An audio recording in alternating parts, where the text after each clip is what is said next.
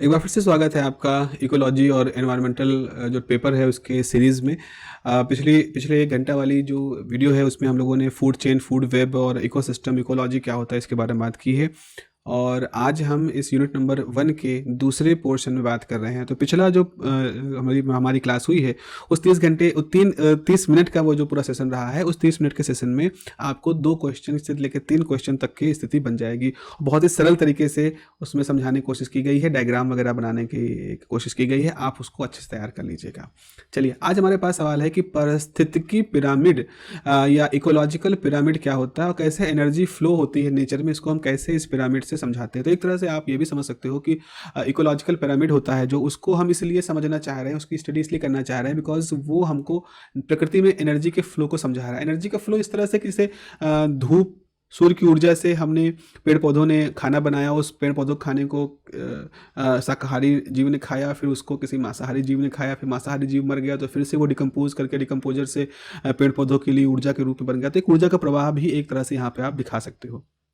तो पारिस्थितिकी पिरामिड एक सरल ग्राफिक डायग्राम होता है जो किसी पारिस्थितिकी तंत्र में विभिन्न पोषण स्तरों के बीच की ऊर्जा के प्रवाह को दर्शाता है। यह समझने में मदद करता है कि जीव कैसे एक दूसरे पर निर्भर है और पारिस्थितिकी तंत्र कैसे संतुलित रहते हैं। चलिए, इनकी कुछ खासियतों के बारे में बात करें। तो पारिस्थितिकी पिरामिड के प्रकार की बात करें तो एक प्रकार तो हो गया संख्या का पिरामिड, पिरामिड ऑफ नंबर, जैसा कि नाम सजेस्ट कर रहा है। यहाँ संख्याओं को हम बढ़ते घटते क्रम में रखते हैं। यह पिरामिड क्या करता है, विभिन्न पोषण स्तरों पर जीवों की संख्या को दर्शाता है। आमतौर पर आधार पर उत्पादक जीवों की संख्या सबसे अधिक होती है और उपभोक्ताओं की संख्या ऊपर जाने पर कम होती जाती है। ये बात आपने सबने देखा होगा। जैसे अगर हम कहें तो जो बैक्टीरिया होते हैं वो संख्या बहुत ज्यादा होते हैं, लाखों करोड़ों की संख्या में होते हैं, जो कि मिट्टी को एक तरह से ऊर्जावान बना रहे हैं। फिर बैक्टीरिया के बाद फिर क्या आते हैं, बैक्टीरिया ने पेड़ पौधे बनाए तो हमारे पास पेड़ पौधों की संख्या है। जितनी संख्या में पेड़ पौधे होंगे उतनी संख्या में, उससे ज़्यादा संख्या में आपके पास पेड़ पौधों खाने वाले जीव नहीं होंगे। तो अगर बहुत बड़ी संख्या में पेड़ पौधे हैं तो पेड़ पौधों पर आधारित जो शाकाहारी जीव उनसे कम होंगे। फिर शाकाहारी जीव जो हैं उनसे ज़्यादा, उनसे कम होंगे आपके उन पे आधारित जीव, और फिर उनसे कम होंगे उसके ऊपर आधारित जीव। तो आप देख रहे हो कि अगर ये घास, बैक्टीरिया की बात कर रहे हैं, पेड़ पौधों की बात कर रहे हैं, खरगोश की बात कर रहे हैं, लोमड़ी की बात कर रहे हैं, उसके बाद शेर की बात कर रहे हैं या और जीव की बात कर रहे हैं, तो ये जो स्तर है वो बढ़ता जा रहा है, मतलब घटता जा रहा है, सॉरी। तो जैसे से आप खास श्रृंखला के नंबर 1, मतलब जहाँ से खास श्रृंखला शुरू होती है तो वहाँ सबसे ज़्यादा मात्रा में वो बैक्टीरिया वो सब होते हैं, और खास श्रृंखला के टॉप जैसे शेर है तो शेर की संख्या हमेशा इन बाकी के जो चरण के जो कंपोनेंट है उनसे कम होगी। तो यही लिखा है यहाँ पर कि आमतौर पर आप क्या देखते हो, आमतौर पर देखा जाता है कि उत्पादक जीवों की संख्या सबसे ज़्यादा होती है और उपभोक्ताओं की संख्या कम होती जाती है। जैसे घास के मैदान में घास की संख्या अधिकतम होगी, फिर उसके बाद शाकाहारी जीव आएंगे जो पहले क्रम के उपभोक्ता होंगे, फिर उसके बाद मांसाहारी जीव आएंगे जो कि दूसरे क्रम के उपभोक्ता होंगे। तो संख्या कम होती जा रही है। एक होता है जैव भार का पिरामिड। पिछला बार तो नंबर के हिसाब से पिरामिड बनाया था, अब की बार भार के हिसाब से बनाए। तो अब यह दिखाता है कि यह पिरामिड किसी निश्चित समय पर एक पोषण स्तर पर सभी जीवों के कुल जैव भार को दर्शाता है। मतलब कितनी ज्यादा मात्रा में है तो उस हिसाब से उनके भार को भी आपको दिखा सकते हो। आमतौर पर आधार पर उत्पादकों का कुल जैव भार अधिक होता है और ऊपर जाने पर उपभोक्ताओं का जैव भार कम होता जाता है। बिल्कुल सही बात है। अगर घास का भार ज्यादा है तो उसके बाद वो खाने वाले जीवों का भार कम होगा, फिर उन जीवों को खाने वाले जीवों का भार कम होगा। तो ऐसा होता है। जैसे जंगल में उत्पादक वजन सबसे अधिक होगा, जैसे पेड़ का वजन सबसे ज्यादा है, फिर शाकाहारी जानवरों का वजन आता है, उसके बाद फिर मांसाहारी जानवरों का वजन आता है। तो ये भी आपकी इस तरह से पिरामिड बनता है। पिरामिड बनाने का एक तीसरा तरीका होता है कि ऊर्जा का पिरामिड आप बनाइए। तो यह पिरामिड किसी निश्चित समय में एक पोषण स्तर से दूसरे पोषण स्तर में स्थानांतरित होने वाली ऊर्जा की मात्रा को दर्शाता है। जैसे एक स्तर है जहां घास है, अब घास में जितनी घास उसमें कितनी ऊर्जा है। उसके बाद दूसरा स्तर क्या हुआ, उनको खाने वाले खरगोश में कितनी ऊर्जा है, ट्रांसफर हुई घास की कितनी ऊर्जा उसके पाचन प्रणाली से उसके अंदर गई। फिर उस खरगोश को खाने वाले लोमड़ी के अंदर कितनी ऊर्जा, इस तरह लोमड़ी खाने वाले शेर के अंदर कितनी ऊर्जा का प्रवाह हो रहा है। तो एक स्तर से दूसरे स्तर में जो एनर्जी का फ्लो हो रहा है उसको दिखाता हुआ हमारा ये पिरामिड होता है जो बनाया जाता है। तो यह सबसे महत्वपूर्ण पिरामिड माना जाता है, जो कि दर्शाता है कि पारिस्थितिकी के माध्यम में ऊर्जा कैसे बह रही है, कैसे ऊर्जा जा रही है। जैसे घास के मैदान में सूर्य से घास को ऊर्जा मिलती है प्रकाश संश्लेषण से। फिर शाकाहारी जानवर घास खाकर ऊर्जा प्राप्त करते हैं, ठीक है, लेकिन ऊर्जा खर्च भी करते हैं, दौड़ते भागते रहते हैं। उसके बाद मांसाहारी जानवर शाकाहारी जानवरों को खाकर ऊर्जा प्राप्त करते हैं, लेकिन और भी अधिक ऊर्जा खर्च करते हैं। इसलिए ऊर्जा का पिरामिड हमेशा नीचे की तरफ छोटा होता जाता है। तो यहाँ पर क्या हुआ, सबसे ज्यादा ऊर्जा हमारे घास के पास होती है, उसके बाद हिरन के पास होती है, उसके बाद सबसे कम ऊर्जा शेर के पास होती है। तो ऊर्जा खर्च लगातार बढ़ता जा रहा है। अच्छा, अगर हम अपवाद और जटिलता एक्सेप्शन की बात करें तो सभी पारिस्थितिकी तंत्र में ऊर्जा का पिरामिड हमेशा नीचे की तरफ छोटा नहीं होता है। हम देखो, पारिस्थितिकी तंत्र कई तरह के होते हैं। पारिस्थितिकी तंत्र जो होते हैं वो जलीय जीवों में भी होते हैं, और वो आकाशीय जीवों में भी होते हैं, वो छोटे न दिखने वाले जीवों में भी होते हैं, वो इस तरह से घास के मैदान में रहने वाले जीवों के भी होते हैं। तो ये कह देना कि हर स्थिति में ऊर्जा का पिरामिड उल्टा ही होता है, ऊपर बड़ा नीचे छोटा होता जाता है, ऐसा भी नहीं सही है।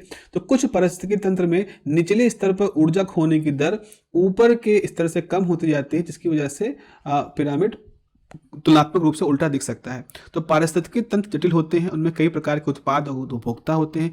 एक जीव एक से अधिक पोषण स्तरों से संबंधित रहता है, इसीलिए पारिस्थितिकी पिरामिड को हमेशा सरल तरीके से समझा नहीं जा सकता। उसमें बहस रहती है, उसमें लोगों की अपनी अपनी राय रहती है, अपने अपने ऑब्जर्वेशन रहते हैं, लेकिन उसका महत्व के बारे में कोई चर्चा, कोई विवाद नहीं है। तो पारिस्थितिकी जो पिरामिड होता है वो किसी पारिस्थितिकी तंत्र में ऊर्जा के प्रवाह और पोषण के संबंध को बताता है। कैसे पोषण हो रहा है, किस तरह के जीवों को खाया जा रहा है, कौन किस तरह के उत्पाद को खा रहा है, जिसकी वजह से उसका पोषण कैसा हो रहा है। वो हमें बताते हैं कि स्वस्थ पारिस्थितिकी तंत्र में विभिन्न स्तर पर कितने जीव मौजूद रह सकते हैं, उनका भार क्या रह सकता है। वो हमें यह बताते हैं कि पारिस्थितिकी तंत्र पर बाहरी प्रभाव कैसे होते हैं, प्रदूषण का प्रभाव हो गया, किसी तरह की आक्रांता का प्रभाव हो गया, तो कैसे हमारे पारिस्थितिकी तंत्र को प्रभावित कर सकता है। ये सारी चीज़ें हमको यहाँ पर समझा सकते हैं। अब यहाँ पर इसी में एक सवाल आता है कि भाई पोषण का मतलब क्या होता है, पोषण स्तर क्या होते हैं। तो पारिस्थितिकी तंत्र में जीवों को उनके खाद्य स्रोतों के आधार पर अलग अलग पोषण स्तरों में बांटा गया है। जैसे कि घास में रहने वाले जानवर एक प्राथमिक उपभोक्ता हैं, जो घास उत्पादक पौधों को खाते हैं, इनका शिकार करने वाले मांसाहारी, और इस प्रकार से एक क्रम आगे बढ़ता रहता है। तो बाकी हमने बात कर ही ली है। संख्या के आधार पर पिरामिड नंबर के आधार पर होता है, पिरामिड बायोमास के आधार पर होता है, और पिरामिड होता है ऊर्जा के आधार पर। यहाँ पर मैंने कुछ एग्जाम्पल भी दिए हैं। मान लीजिए घास में 10,000 किलो कैलोरी ऊर्जा है, तो घास खाने वाले हिरण में केवल 1,000 किलो कैलोरी ऊर्जा का इस्तेमाल कर पाते हैं, क्योंकि बाकी ऊर्जा उनको पाचन और अन्य कार्य में खर्च करनी पड़ती है। और शेर हिरणों खा करके 1000 कैलोरी में से केवल 100 कैलोरी ऊर्जा ही ले पाते हैं। तो घास में 10,000 थी, उसमें से जीवों ने जो इस्तेमाल की वो 1,000 है, बाकी सब खाने घूमने फिरने पाचन सब में खर्च हो गया। उसके बाद अब 1,000 कैलोरी वाले हिरण को जब खाया शेर ने, तो उसको पूरे का पूरा 1,000 नहीं मिला, जो कि हिरण को दौड़ाने में भी उसकी ऊर्जा खर्च हुई। उसका शरीर बड़ा होता है शेर का, तो उसमें भी उसकी इस तरह के जैव पदार्थ खा रहा है, एक जीव खा रहा है, तो जीव को पचाने के लिए और पाचन प्रणाली काम करती है। तो कुल मिला के शेर को 100 किलो एनर्जी ही पा पाते हैं। इस तरह से हम ये देखते हैं कि पिरामिड में क्या होता है, जो घास है उनके पास सबसे ज़्यादा एनर्जी है 10,000 किलो कैलोरी, और जो शेर है उसके पास सबसे कम एनर्जी है 100 किलो एनर्जी। तो ये उल्टा सा हो गया, ऊपर ज़्यादा नीचे कम। बाकी में क्या होता है, संख्या में घास ज़्यादा होते हैं, शेर कम होते हैं। तो सबसे निचला स्तर सबसे बड़ा संख्या में, और सबसे ऊंचा जीव सबसे कम हो गया। तो हमारे पास नॉर्मली क्या होता है कि पिरामिड ऐसे बनते हैं। ये दिखा रहा है कि यहाँ पे नंबर ज़्यादा है, यहाँ नंबर कम है। अगर बायोमास के आधार पर दिखाएं तो यहाँ बायोमास ज़्यादा है, यहाँ बायोमास कम है। लेकिन अगर हम एनर्जी की तरफ बताएं तो घास के पास एनर्जी ज़्यादा है और शेरों के पास एनर्जी कम है, जो उनको एनर्जी फ्लो हो रहा है। तो इसीलिए बाकी सब जगहों पे पिरामिड जो होता है वो इस तरह से दिखाता है, और इस केस में हमारा पिरामिड उल्टा होता हुआ दिख रहा है।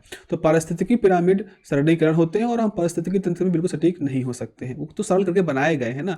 कुछ पारिस्थितिकी तंत्रों में अपवाद हो सकते हैं, जैसे परजीवी खाद्य श्रृंखलाएं, जहाँ छोटे जीव बड़े जीव खाती हैं, डिकम्पोज करती हैं। यह महत्वपूर्ण है कि हम पारिस्थितिकी पिरामिडों का उपयोग प्रकृति के बारे में अधिक जानने और उनको संतुलन को बनाए रखने, उनकी स्टडी करने के लिए करें। ये हो गया हमारा पिरामिड वाला हिस्सा। तो इकोलॉजिकल पिरामिड है, इसको मैंने यहाँ पर और भी कुछ एग्जाम्पल के थ्रू करवाया है। यहाँ एक एग्जाम्पल है कि कैसे पिरामिड प्राइमरी प्रोड्यूसर क्या करते हैं, फिर प्राइमरी कंज्यूमर क्या करते हैं, फिर सेकेंडरी कंज्यूमर क्या करते हैं, फिर थर्ड लेवल कंज्यूमर क्या करते हैं, फिर एपेक्स प्रेडेटर्स जो होते हैं वो क्या करते हैं। आप देखो, अगर यहाँ 100 था तो यहाँ 10 बचा, यहाँ 1 बचा, यहाँ 0.1 बचा, 0.01 बचा। तो आप क्या देख पा रहे हो कि जैसे जैसे ऊपर जा रहे हो वैसे वैसे यहाँ पर मामला कम होता जा रहा है। एनर्जी का जो फ्लो है, एनर्जी लॉस्ट वगैरह जो होती है, वो बढ़ने की वजह से जो एनर्जी का पिरामिड है वो इस तरह से हमारे सामने दिखाई पड़ रहा है। अब एक सवाल जो पिछले बार भी हम लोगों ने बात की थी कि पारिस्थितिकी तंत्र में ऊर्जा के प्रवाह के बारे में आपको क्या मालूम है, ऊर्जा का प्रवाह कैसा होता है, इसके बारे में आप क्या राय है। तो पारिस्थितिकी तंत्र एक जटिल जीवित प्रणाली है जिसमें सभी जीवित चीजें एक साथ मिलकर रहती हैं और इनके बीच ऊर्जा का प्रवाह मूल आधार है। इस प्रवाह को समझना पारिस्थितिकी तंत्र को संतुलन को समझने के लिए बहुत जरूरी है। चलिए प्रवाह को समझते हैं। ऊर्जा के प्रवाह का अर्थ क्या है। आपने देखा क्या है कि सूर्य की ऊर्जा पारिस्थितिकी तंत्र में पहला स्रोत होती है। सबसे पहले क्या होती है, पेड़ पौधों को सूर्य की ऊर्जा मिलती है। फिर पौधे क्या करते हैं, सूर्य की रोशनी का उपयोग प्रकाश संश्लेषण के माध्यम से ऊर्जा बनाने के लिए करते हैं, जिसे उत्पादक कहा जाता है। फिर क्या होता है, उत्पादक को खाकर जंतु अपना भोजन प्राप्त करते हैं, उपभोक्ता कहा जाता है। जब कोई उपभोक्ता दूसरे उपभोक्ता खाता है तो ऊर्जा एक स्तर से दूसरे स्तर पर स्थानांतरित होती है और इस प्रक्रिया को हम खाद्य श्रृंखला कहते हैं। तो क्या हुआ, पहले तो सूर्य से ऊर्जा ली, पेड़ पौधों ने बनाया, फिर पेड़ पौधों किसी ने खाया, फिर उनको किसी और ने खाया, तो क्या हो रहा है, ऊर्जा जो है पेड़ पौधों से जानवर में, जानवर दूसरे जानवर में स्थानांतरित हो रही है। सभी जीव जब मरते हैं तो उनके शरीर मृत बन जाते हैं और फिर उनको अपघटन करके विघटित हो जाता है और इस तरह से ऊर्जा वापस से वातावरण में चली जाती है। तो इस तरह से वातावरण से सूर्य से ऊर्जा आई और वातावरण में आई और फिर वो वातावरण में चली गई, एक चक्र चलता रहता है जीवन का। अब इसका अगर महत्व की बात करें तो जीवन का आधार ऊर्जा प्रवाह सभी जीवित चीजों के लिए भोजन का और विकास का स्रोत है। मरेंगे नहीं तो, अगर पौधों के अंदर वो जो उर्वरा शक्ति नहीं पहुंचेगी तो फिर कैसे अगली चक्र कैसे शुरू होगा। तो जीवन का आधार है, ऊर्जा का प्रवाह हो रहा है इस पूरे पारिस्थितिकी तंत्र में, इसीलिए यहाँ जीवन है। जैसे पारिस्थितिकी तंत्र का संतुलन यह सुनिश्चित करता है कि पारिस्थितिकी तंत्र में पोषक तत्वों का चक्र ठीक चलता रहे और कोई एक जीव समूह पे हावी नहीं हो जाता है। तो ऊर्जा के प्रवाह से क्या होता है, संतुलन बना रहता है, खा के जीव एक दूसरे के बैलेंस कर रहते हैं। पदार्थ का चक्र मतलब ऊर्जा के प्रवाह के दौरान पदार्थ विभिन्न रूप में बदलता है, जिससे पोषक तत्व लगातार उपलब्ध रहते हैं। ठीक है। और जैव विविधता में क्या होता है, अलग अलग तरह की जो खाद्य श्रृंखलाएं होती हैं और ऊर्जा प्रवाह के रास्ते पारिस्थितिकी तंत्र में जैव विविधता भी बनी रहती है। ठीक है। खा रहे हैं जीव, तरह तरह के जीव हैं जो पौधों खाते हैं, कीड़े मकोड़ों से लेकर के 2 पाया 4 पाया, फर वाले, उड़ने वाले, तमाम तरह के विविधताओं वाले जीव रहते हैं। अब होता क्या है कि जब ऊर्जा के प्रवाह में कुछ नुकसान हो जाता है, ह्रास हो जाता है, तो खाद्य श्रृंखला में ऊर्जा जब एक स्तर से दूसरे स्तर पर जाती है तो लगभग 80 से 90% तो गर्मी के रूप में खो जाती है। इसीलिए खाद्य श्रृंखला छोटी होती रहती है और ऊपरी स्तर पर जंतु कम पाए जाते हैं। तो जब एक खरगोश को एक शिकारी लोमड़ी खा रही होती है, तो उस दौरान, उसके शिकार के दौरान जो ऊर्जा खर्च हुई, इसको पचाने में जो ऊर्जा खर्च हुई, ये सब ह्रास के रूप में होती है। अगर हम मानव की गतिविधियों की बात करें तो वनों कटाई, प्रदूषण, जलवायु परिवर्तन, मानवीय कार्यों से ऊर्जा प्रवाह में बाधा होती है। इससे पारिस्थितिकी तंत्र का संतुलन बिगड़ता है और जैव विविधता भी कम हो सकती है। तो निष्कर्ष हम क्या निकालते हैं, निष्कर्ष ये निकलता है कि पारिस्थितिकी तंत्र में ऊर्जा के प्रवाह ही जीवन का आधार है और इसके संतुलन को बनाए रखने में हमारी भूमिका निभाता है पारिस्थितिक ऊर्जा का प्रवाह। मानव को अपनी गतिविधियों के माध्यम से इस प्रवाह को बाधित करने से बचना चाहिए और संरक्षण का प्रयास करना चाहिए। जो हमारी पारिस्थितिकी है उसके संरक्षण की तरफ हमें कोशिशें करनी चाहिए। तो ये एक तरह से आपका एनर्जी ट्रांसफ़र का वो पूरा हिसाब किताब है। आप देखो, अगर हम प्राइमरी प्रोडक्ट की बात करें तो यहाँ पर प्राइमरी प्रोडक्ट में आपके पास क्या है, प्राइमरी प्रोडक्ट में आपके पास देखो 10,000 किलो कैलोरी पर मीटर स्क्वायर पर ईयर, ये हमारे पेड़ पौधों का ऊर्जा का है। 10% का नुकसान यहाँ होता है। और फिर हमारे जो हेट्रोस्फीयर से ये कीड़े मकोड़े हैं, ये क्या करते हैं, ये प्राइमरी कंज्यूमर होते हैं और ये 1000 किलो कैलोरी पर मीटर स्क्वायर पर ईयर के हिसाब से रहते हैं। तो बाकी यहाँ से ऊर्जा का कुछ ना कुछ प्रवाह हीट के रूप में बाहर चला गया। उसके बाद फिर क्या होते हैं, जैसे पंछी हैं, पंछी क्या है, सेकेंडरी कंज्यूमर हैं, जो कि 100 किलो कैलोरी पर मीटर स्क्वायर के हिसाब से लेते हैं और वो एनर्जी का फ्लो हो गया। फिर इन पंछियों खाने वाले चील हैं जो 10 किलो कैलोरी पर मीटर स्क्वायर के हिसाब से टर्सरी कंज्यूमर हैं। तो आप देखते हो vast majority of energy is lost as a heat to the environment. The heat is the produce by cellular respiration, necessary function of life. क्योंकि बड़े होते हैं जीव। आप कहोगे सर हीट कैसे, तो जैसे हमारी बॉडी हमेशा लगातार हीट बाहर निकालती रहती है, हमारे शरीर के अंदर बहुत सारे चक्र चलते रहते हैं, बहुत सारी साइकिल चलती रहती है, तो उन साइकिल से हीट बाहर निकलती है जो हमारी त्वचा से बाहर निकलती रहती है। इसलिए जब भी अपना शरीर का तापमान नापते हैं तो हमारे शरीर का तापमान की कुछ वैल्यू आती है। तो यहाँ से आप देख रहे हो, अगर हर बार 10% एब्जॉर्ब एनर्जी जो है हीट फ्लो में जा रही है, तो जो एनर्जी का फ्लो है वो लगातार बना हुआ है और इस तरह से डिकम्पोजर तक भी ये स्थिति पूरी पहुँचती है। तो इस तरह से हमारा ये पूरा ऊर्जा का प्रवाह चलता है और ऊर्जा के प्रवाह के ऊपर आपके पास जरूर से जरूर सवाल पूछे जाते हैं। अब आ जाते हैं हम एनवायरमेंटल इफेक्ट असेसमेंट की तरफ। EIA, E for environmental, I for impact, आकलन फॉर असेसमेंट। तो EIA एनवायरमेंटल इम्पैक्ट असेसमेंट या पर्यावरणीय प्रभाव आकलन, ये क्या चीज़ है? तो जैसा कि नाम हमें सजेस्ट कर रहा है कि हम पर्यावरण पे पड़ने वाले विभिन्न प्रकार की जो योजनाएं, क्रियाकलाप होते हैं उनके प्रभाव के बारे में बात करना चाह रहे हैं। तो पर्यावरणीय प्रभाव आकलन किसी भी विकास परियोजना से संभावित पर्यावरणीय प्रभावों के मूल्यांकन करने की प्रक्रिया है। अगर मैं एक बांध बनाने की बात करना शुरू कर दूं, उस बांध को बनाने के लिए मुझे कंक्रीट का एक बहुत बड़ा स्ट्रक्चर बनाना पड़ेगा और फिर नदियों को मोड़ना पड़ेगा। उस दौरान बहुत सारे जंगल, बहुत सारे खेत डूब जाएंगे, ऐसा कुछ मैं सोच रहा हूँ। उसका मैंने प्रोजेक्ट बनाया कि इससे किसानों को पानी मिलेगा, सस्ता पानी मिलेगा, सुलभ पानी मिलेगा, खेती बढ़ेगी, उनका उनका व्यवसाय बढ़ेगा, उनका उनका रोजगार बढ़ेगा। तो ये तो ठीक है, लेकिन पर्यावरण पे क्या असर पड़ेगा? जो जंगलों को हम काट रहे होंगे, जब वो बांध बनाएंगे, ध्वनि प्रदूषण होगा, वायु प्रदूषण होगा, जंगल कटेंगे, उनसे तंत्र पे क्या असर पड़ेगा? तो उसके लिए हमें उसका पर्यावरणीय प्रभाव आकलन करना जरूरी होता है। तो यह निर्णय लेने वालों को यह तय करने में एक मदद करती है कि परियोजना को हमें शुरू करना है कि नहीं, आगे बढ़ाना है कि नहीं। हाँ, तो पर्यावरण को कम नुकसान पहुंचे कैसे किया जाए। अभी आप लोगों ने सुना होगा, पिछले साल की बात है, जब ये हुआ था कि उत्तरांचल के कई सारे ऐसे इलाके थे जहाँ मकानों में दरारें पड़नी शुरू हो गई थी। तो ये था कि वहाँ पर जो टनल बनाए जा रहे हैं, वहाँ पर जो सड़कें बनाए जा रहे हैं, उन्होंने उनके तंत्र को पूरा हिला दिया था। तो ये उसके कुछ उदाहरण हैं। चरण क्या होते हैं अगर EIA आपको करना है, आपको ये इम्पैक्ट एनालिसिस करनी है, तो क्या चरण होंगे? पहले तो परियोजना की जांच, यह तय करना कि परियोजना के लिए EIA की आवश्यकता है या नहीं, या किस स्तर की आवश्यकता है। ऐसा नहीं कि आप हर काम के लिए, आपको नाली बनवानी, उसके लिए भी आप पर्यावरण तंत्र को देख रहे हो। आपको कहीं पर पार्क को बनवाना है, तो उसके लिए आप देख रहे हो बिल्डिंगों से चार दीवारी करवानी है, उसके लिए नहीं, ऐसा नहीं है। तो पहले तो परियोजना जाने ना कि उसके लिए क्या है। फिर दायरा का निर्धारण, परियोजना के कौन से पहलू सबसे अधिक प्रभाव डालेंगे, इस बात का पता लगाना करना होगा। प्रभाव का विश्लेषण, यह समझना कि परियोजना से पर्यावरण, सामाजिक और आर्थिक रूप से क्या प्रभाव पड़ सकते हैं, ये समझना है।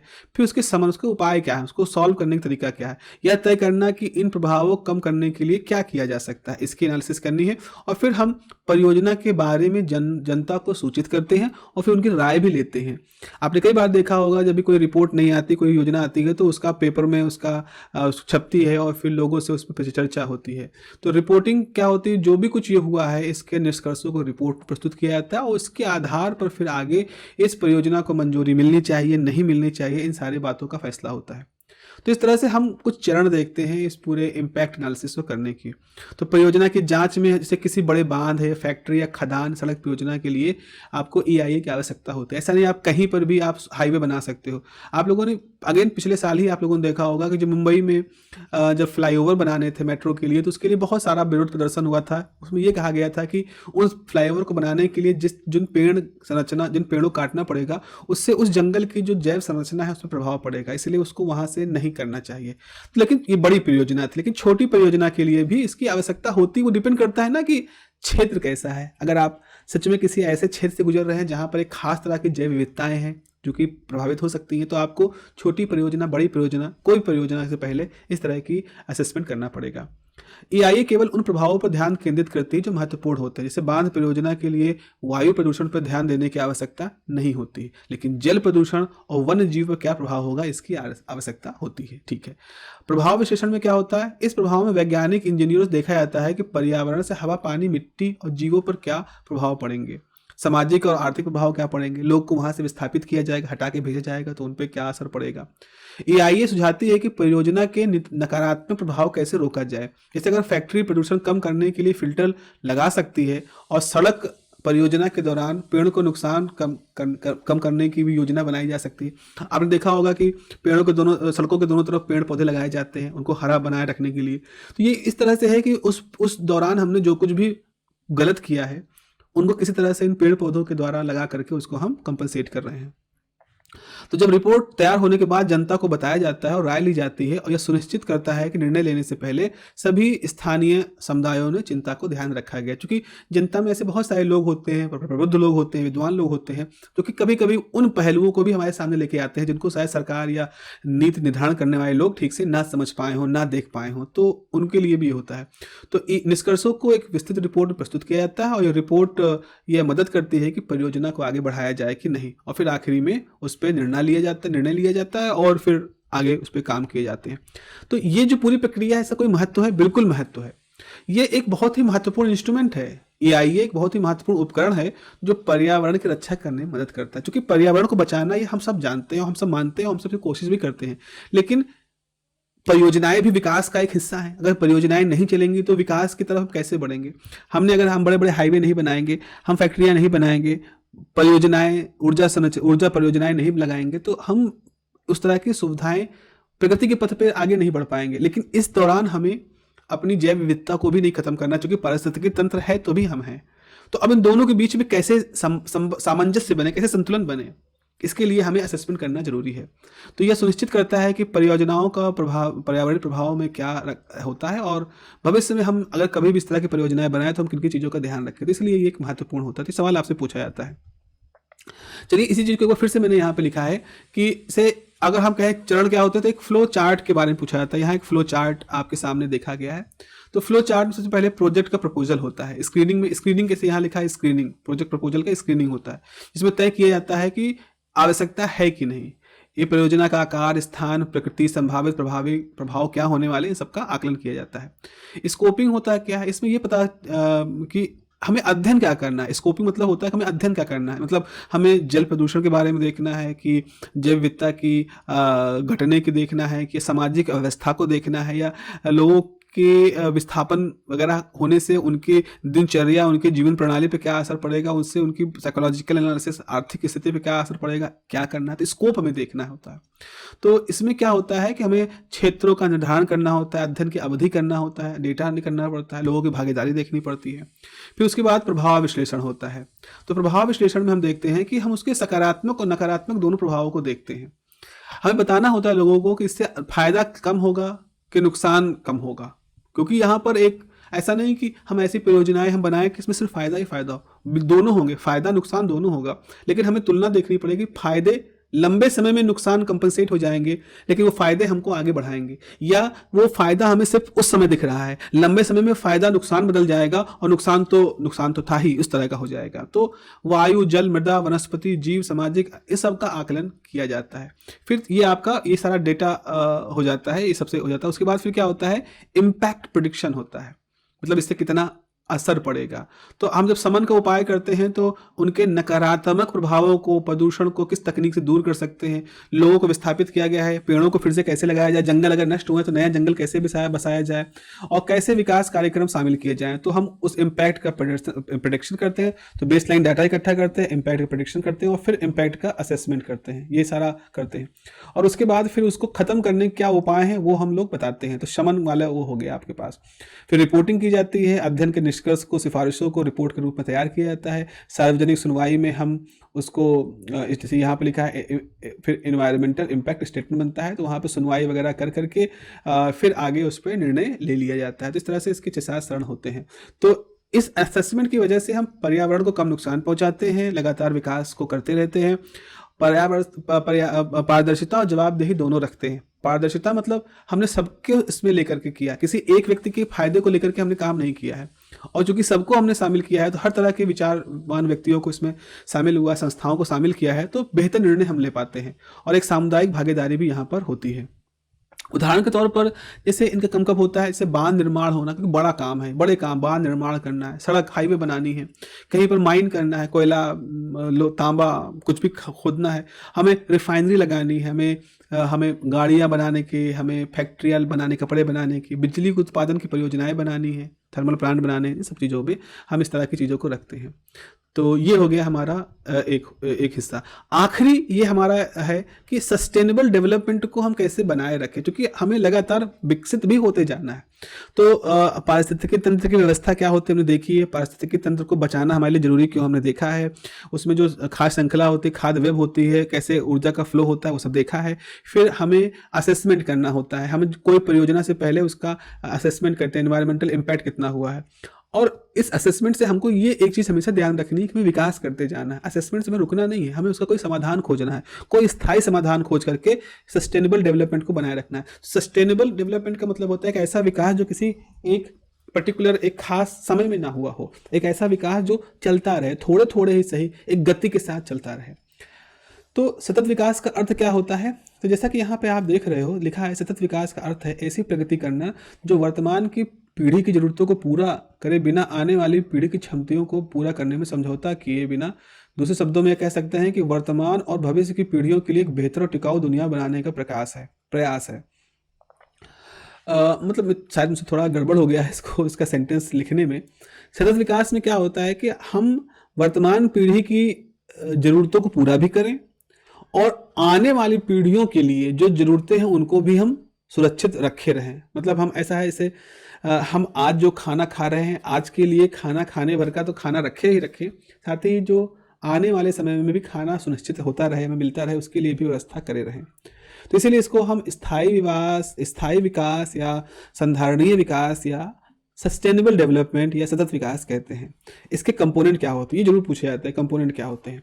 तो जैसे सामाजिक विकास, अगर कहीं पर सतत विकास चल रहा है तो सोशल डेवलपमेंट होगा। अगर कोई चीज़, कोई सभ्यता सस्टेनेबल तरीके से लगातार वर्तमान की ज़रूरतों को पूरा करते हैं, साथ साथ भविष्य की ज़रूरतों को भी सुनिश्चित करते हुए चल रही है, तो वहाँ पर गरीबी जो होगी वो कम होती जाएगी, रोजगार, शिक्षा, ये सब अच्छे होंगे, स्वास्थ्य अच्छा होगा, लैंगिक समानता बनेगी। ऐसा नहीं होगा कि लड़कियों या किसी एक व्यक्ति के एक विशेष प्रकार के लिंग को भेदभाव की दृष्टि से देखा जाएगा। सभी को विकास का मौका मिलेगा, लड़के लड़कियां सब पढ़ेंगे, शिक्षा सबको मिलेगी, सबको अच्छा स्वास्थ्य मिलेगा और सभी के लिए एक अच्छा जीवन, एक सभ्य जीवन सुनिश्चित होगा।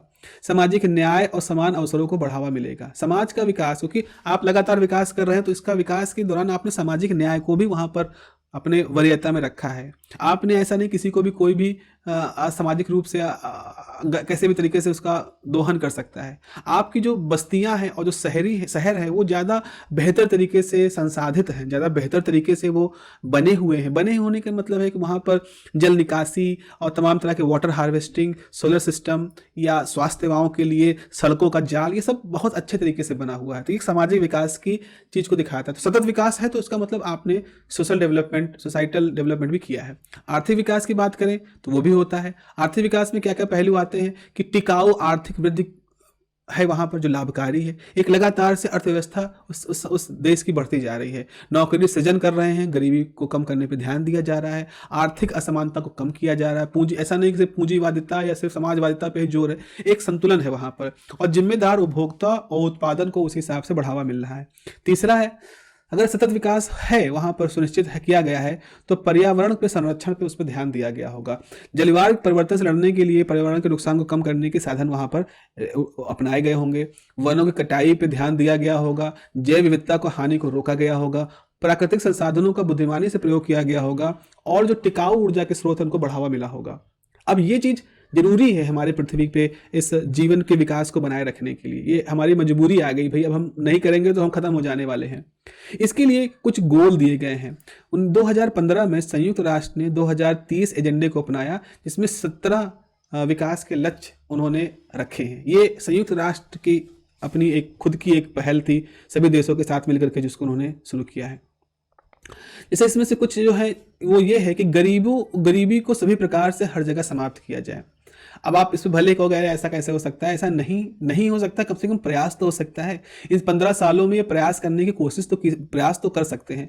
भूख को समाप्त करना, खाद्य सुरक्षा प्राप्त करना, कृषि को टिकाऊ बनाना, ग्रामीण के विकास का योग करना, सभी के लिए स्वास्थ्य और स्वस्थ जीवन को सुनिश्चित करना और हर आयु के लोगों को कल्याण का बढ़ावा देना, समावेशी और गुणवत्ता शिक्षा सुनिश्चित करना और जीवन भर सीखने के अवसर देना, लैंगिक समानता हासिल करना और सभी महिलाओं और लड़कियों को सशक्त बनाना, स्वच्छ पानी मिले, स्वच्छता का प्रबंधन सुनिश्चित हो और स्वच्छता हर घर तक पहुंचे, सब तक पहुंचे, सभी के लिए सस्ती, विश्वसनीय, टिकाऊ और ऊर्जा मिलती रहे, सभी के लिए निरंतर टिकाऊ आर्थिक विकास मिले, उत्पादक रोजगार बने, बेहतर कार्य को बढ़ावा दिया जाए, लचीले और बुनियादी ढांचे टिकाऊ औद्योगिकरण को बढ़ावा मिले और नवाचार को बढ़ावा दे, नए नए तरह के विचारों को मुद्रा लोन या तमाम तरह के सपोर्ट से उसको बढ़ाया जाए, देशों के भीतर असमानता कम हो, आपस में उनमें सहयोग हो, सुरक्षित और लचीले टिकाऊ शहर मानव बस्तियों का निर्माण हो, स्थायी खपत और उत्पादन के पैटर्न बने,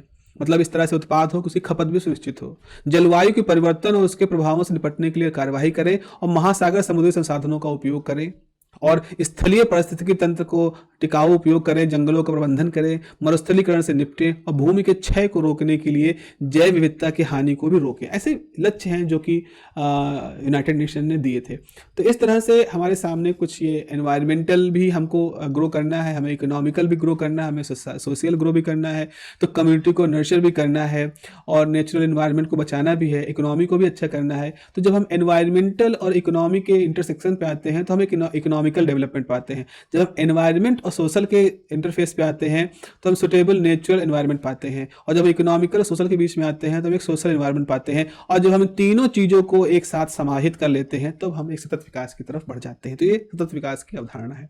भारत के लिए इसमें चैलेंज क्या है, भारत के सतत विकास में प्रमुख बाधाएं क्या हैं? तो कुछ बाधाएं हैं हमारे सामने जिनको हम डिस्कस कर लेते हैं। प्रश्न पूछा जाता है जैसे गरीबी और असमानता।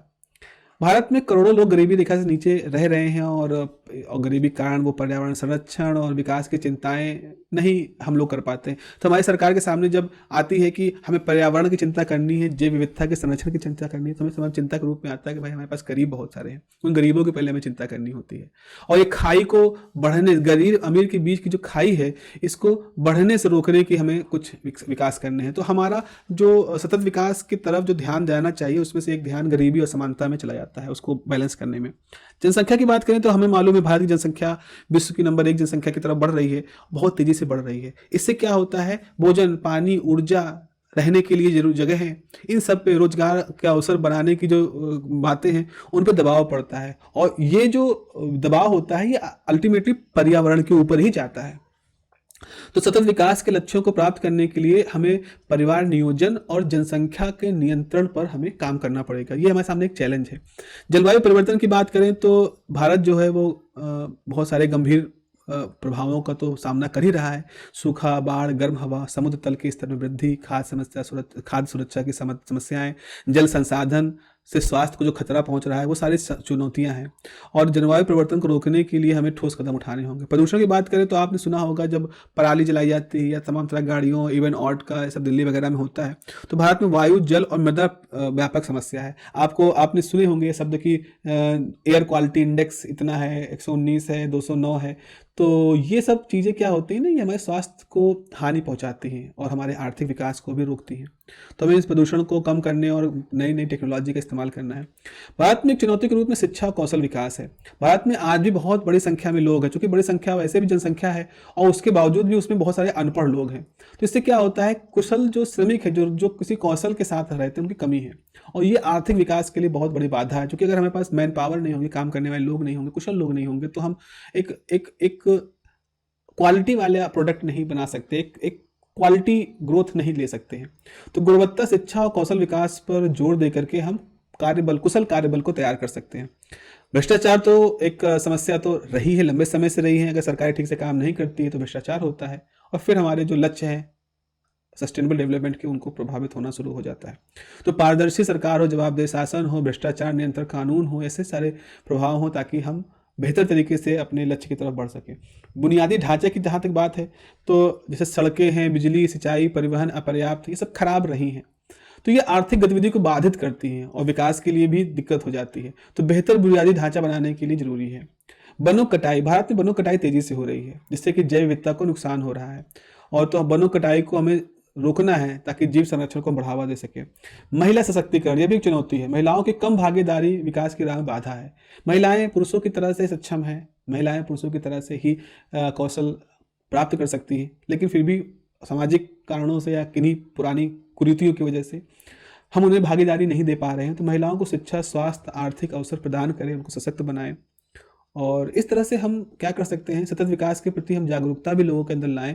और इतना सब करने के बाद हम इन चुनौतियों से ऊपर जा सकते हैं। तो इस तरह से ये कुछ तरीके हैं जिनके बारे में हम लोगों ने आज बात की है। ये फिर से वही सतत विकास के असेसमेंट वाली है, और बाकी ये इस पे क्वेश्चन इसी तरह से क्वेश्चन पूछा गया है कि पर्यावरण प्रभाव जो आकलन था, एनवायरमेंटल इम्पैक्ट असेसमेंट, उसका सिद्धांत भी एक बार पूछा गया था। तो सिद्धांत क्या होता है, इसको पढ़ लीजिएगा, इसके नोट्स आपको मिल जाएंगे, उसको पढ़ लीजिएगा। और ये एक डायग्राम सा बना है, वही चीज़ें हैं, कॉस्ट इफेक्टिवनेस, फ्लेक्सिबिलिटी, प्रैक्टिकेबिलिटी, पार्टिसिपेशन का कैसे सब मिल करके एनवायरमेंटल इम्पैक्ट असेसमेंट करते हैं, ये सब चीज़ें इसके अंदर बनी है। तो मुझे पूरी उम्मीद है कि ये जो डिस्कशन हम लोगों ने किया है, इसमें आपके यूनिट नंबर 1 के लिए जितनी ज़रूरी चीज़ें हैं वो आप यहाँ पर कर ले जाएंगे। चलिए अपना ध्यान रखिए। Have a nice day, take care, bye bye.